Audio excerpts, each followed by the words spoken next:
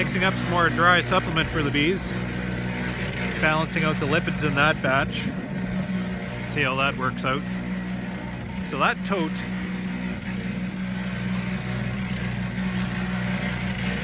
£2,200, like a metric ton, that was full. And we mixed roughly half of that into patties.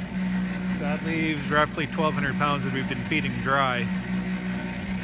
Maybe 200 pounds we're mixing up here. So over the last 2 days, our bees have consumed roughly 1,000 pounds of dry supplement. Friday they just started finding the supplement. Saturday was a really good day. It's 18 degrees out here. And then Sunday, I don't know what it was, 12 or something, and they're up and flying yet. Carrie says the feeders are empty. So they fed on 1,000 pounds over the last 2 days, roughly 3/4 of a pound per hive. It's absolutely tremendous. They're just heading out. We're going to top up the feeders again. It looks like we're going to have to get the mill going. I'll have to order some more of this cornmeal to mill some more of this dry stuff. If they're going to eat it, might as well give it to them. And we need some for patties too. So I'm not sure if they're going to take the patties the same way they're taking this dry supplement, but I guess we'll find out. We're going to take a look into the feeders to see if there's any residue left behind, because the way I mill it, I'm getting between the, well, we're getting some under 50 microns, just the specs, you know. Then we're getting anywhere from 20 to 50 microns, from 50 to 100 microns, and then we're getting chunks in there about 200 microns. And I'm just kind of curious to see if they're going to leave those larger chunks behind, or if they're going to actively go down, chew them apart, and bring them back. So we'll check the residue in the bottom of the pans and go from there. We're about 3 degrees at 11 o'clock. The bees are just starting to come to life. We're topping up the supplement feeders. I want to take a peek to see how much they're leaving behind for particle size. They're definitely, they're sure after it.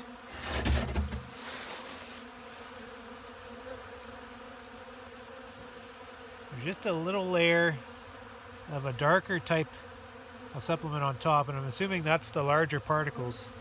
It looks like they're kicking it down to the bottom too.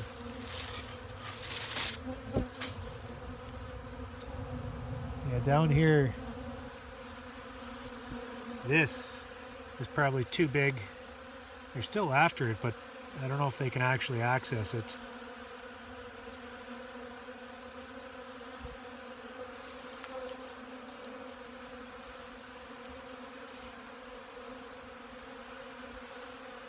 So I'd say they'd be sorting through it. Where this, the flower type, you can see the difference. The finer stuff is a lot lighter and it's getting stuck in their hairs a lot easier. They're wanting at this larger particle stuff, but just can't get it. Should take this and remill it to see if I can get it a little bit finer. So I don't know how much that is. I never weighed the product in. This was heaping full.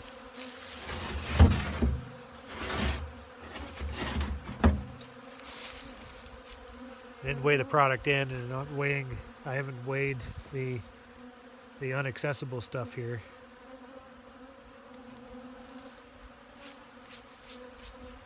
But maybe 10%, 15%, which is quite a lot.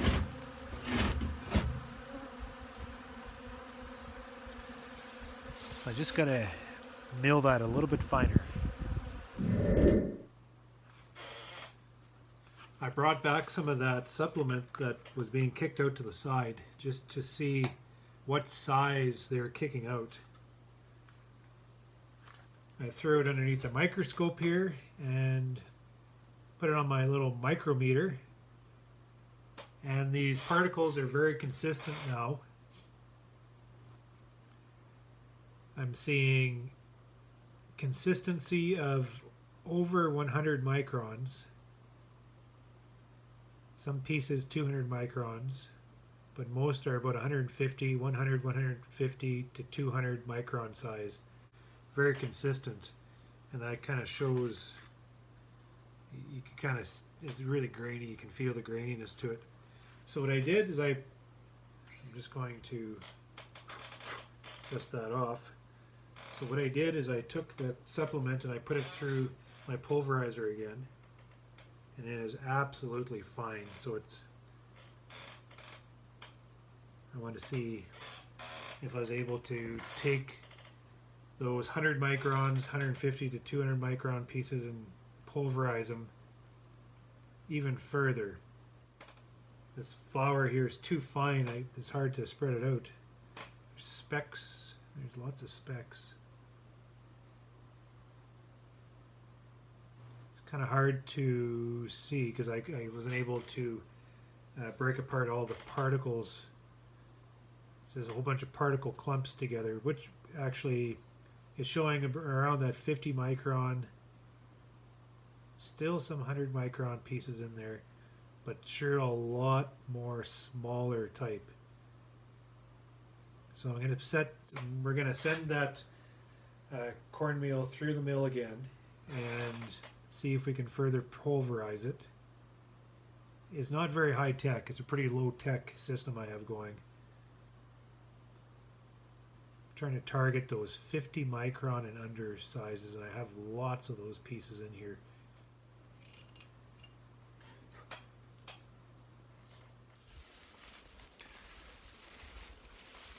3 o'clock this afternoon, about 8 degrees, and the yard is in nice orderly flight. A nice hum to the air. The bees are in the supplement feeder. I was hoping it would get a little warmer at 8, as they were predicting 12, and we'll take what we get.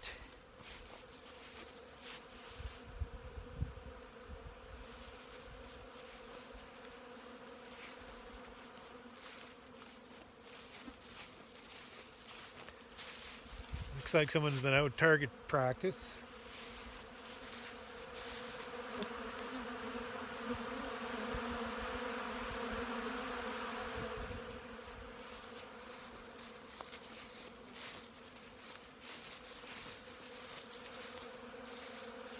Ooh, the grass is just covered with bees here.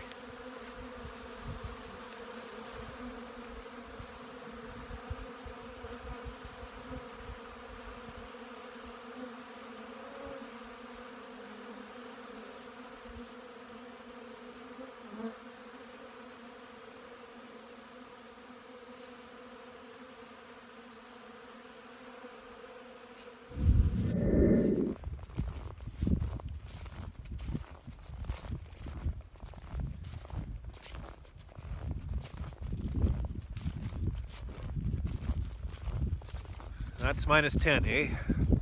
Can feel it on my fingertips. A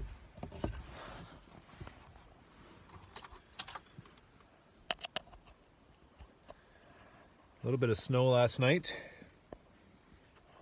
with terrible wind,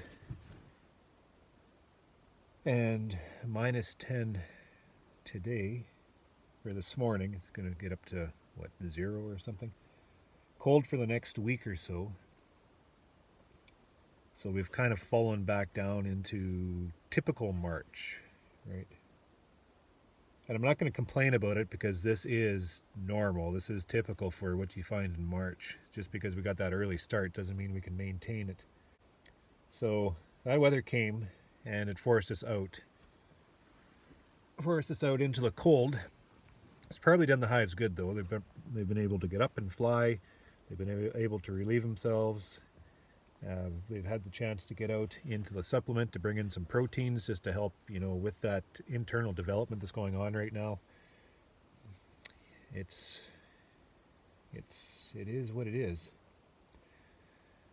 And we'll just have to bear it. If it wasn't for that warm spell, the hives would still be inside. Maybe better for it. Who knows? Nobody really knows, but they couldn't have been inside through that 18-degree day. I haven't gone through any of my colonies yet. We haven't, there's a lot of beekeepers moving, putting patties out, medicating and such, but I haven't done any of that yet. All we've done is focused on the dry supplement and the open syrup, just to provide some of that inflow of protein and that inflow of sugar. I base a lot of my work on random assessments, and I've gone through, and there isn't a whole lot in regards to starvation or light hives. Everything seems to have enough resource within the nests,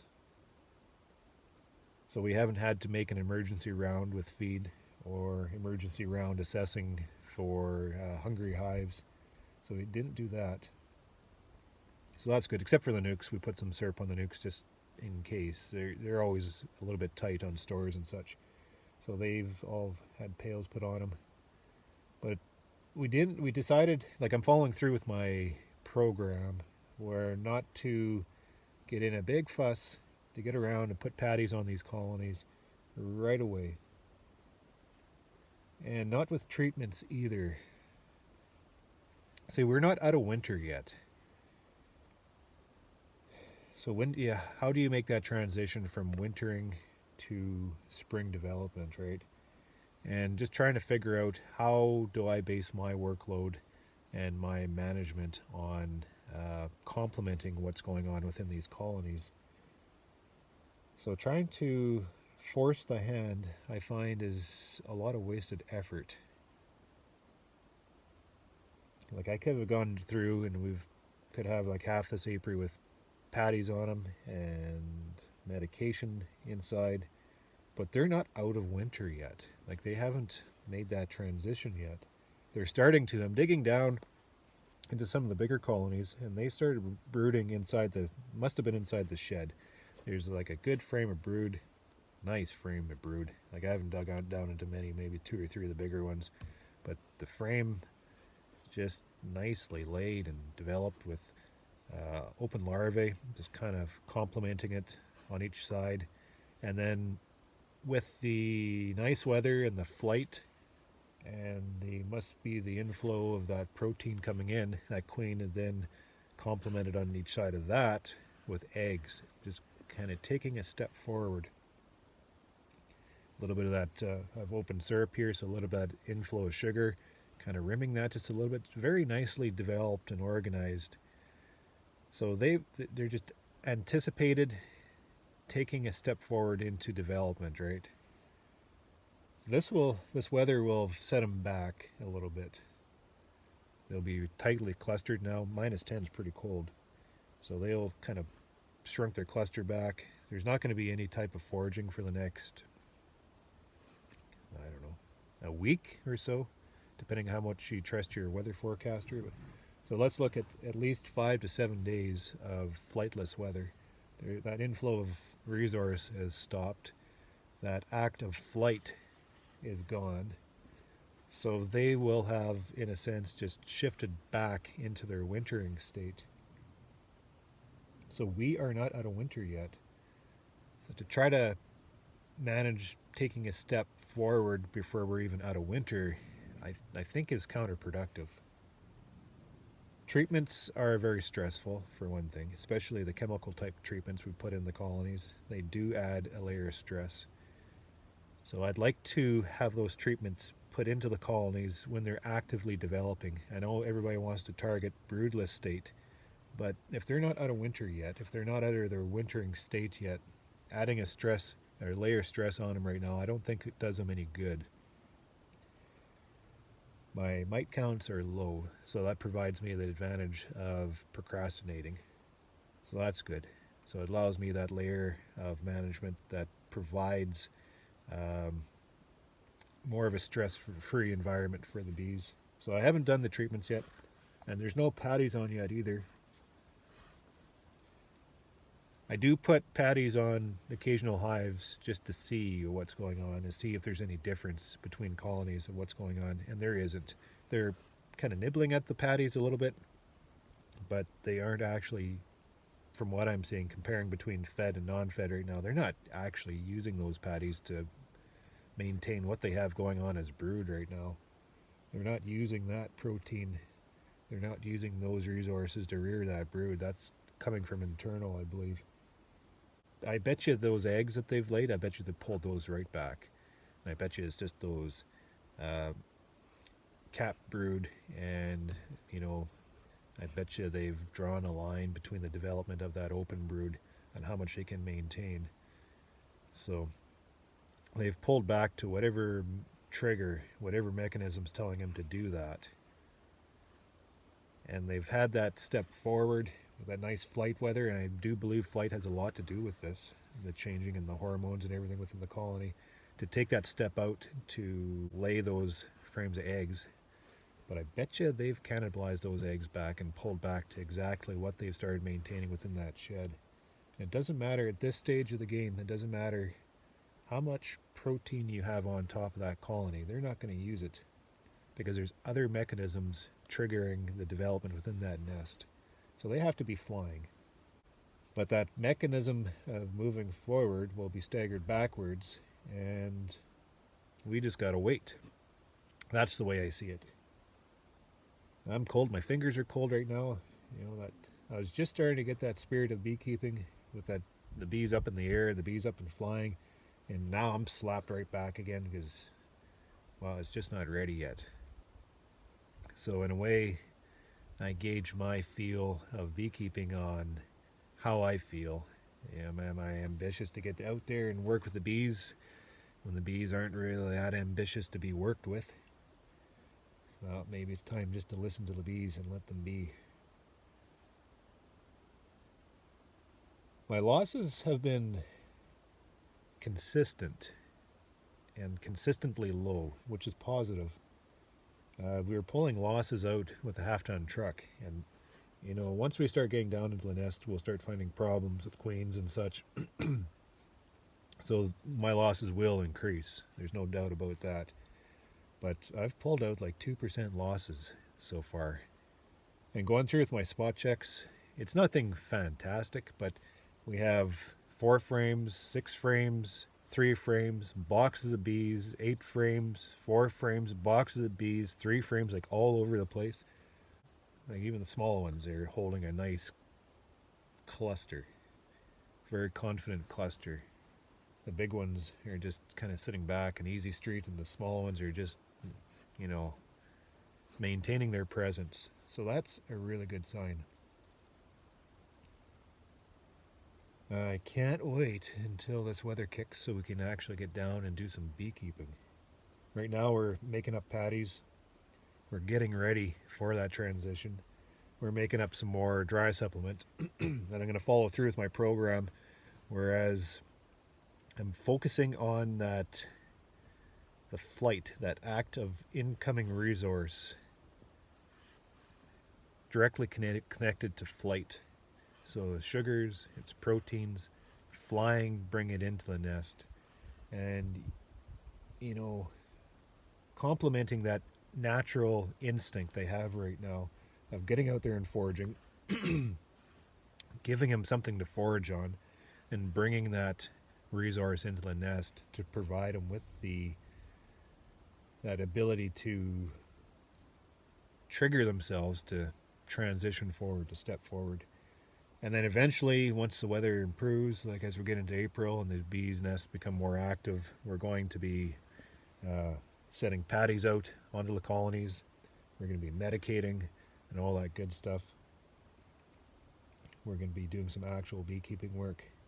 And we'll have those patties on top, just waiting to greet the newly emerged bees with that complement of protein just sitting there waiting. They'll have that pollen hopefully at that time coming in, but they'll also have that highly nutritious sugar protein patty just above them to chew on to help balance out their diet. So that is my strategy. Patience sometimes is our best investment. And it does feel good looking through a yard like this and not seeing a whole lot of blanks.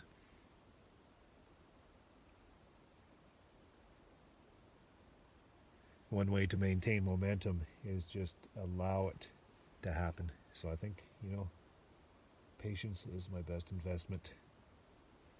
So that's what I'm going with.